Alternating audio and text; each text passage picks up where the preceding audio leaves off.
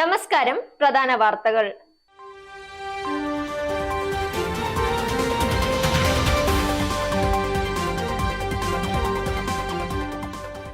വോട്ടെണ്ണൽ കോഴിക്കോട് 2 ഇടങ്ങളിൽ നിരോധാജ്ഞ.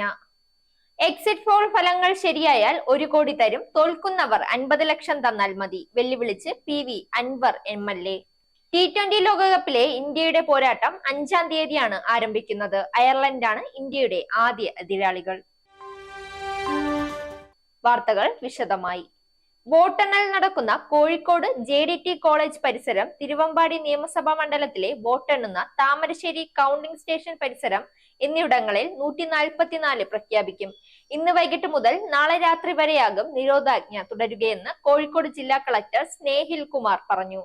വടകര, നാദാപുരം, പേരാമ്പ്ര തുടങ്ങിയ പ്രശ്നബാധിത മേഖലകളിൽ പ്രത്യേക സുരക്ഷ ഏർപ്പെടുത്തി.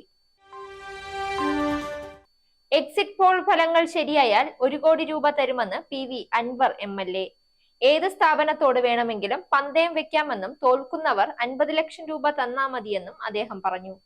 എക്സിറ്റ് പോൾ ഫലങ്ങൾ വന്ന ശേഷം തന്റെ ഫേസ്ബുക്ക് പേജിലൂടെയാണ് അദ്ദേഹം ഇക്കാര്യം പങ്കുവച്ചത്. ഇനി കായിക വാർത്ത.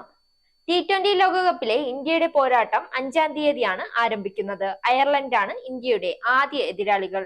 എന്നാൽ ഇന്ത്യൻ ക്രിക്കറ്റ് ആരാധകരും ക്രിക്കറ്റ് ലോകവും ഒരുപോലെ ഉറ്റുനോക്കുന്നത് ഇന്ത്യ-പാകിസ്ഥാൻ പോരാട്ടത്തിലേക്കാണ്. 9-ാം തീയതി ന്യൂയോർക്കിലാണ് മത്സരം നടക്കുന്നത്. ഈ മത്സരം ഇരു കൂട്ടർക്കും അഭിമാന പ്രശ്നമാണ്. വൈകാരികമായ മത്സരമായതിനാൽ ജയത്തിൽ കുറഞ്ഞൊന്നും ഇരു ടീമും ചിന്തിക്കുന്നില്ല. വാർത്തകൾ അവസാനിക്കുന്നു. നേരിന്റെ വാർത്തകൾ നിങ്ങളുടെ വിരൽത്തുമ്പിലെത്താനായി സാക് ന്യൂസ് ചാനൽ സബ്സ്ക്രൈബ് ചെയ്തും ഷെയർ ചെയ്തും ഒരു ശരിയായ മാധ്യമ നിലപാടിനൊപ്പം നിൽക്കാൻ ഞങ്ങൾ നിങ്ങളെ ക്ഷണിക്കുന്നു.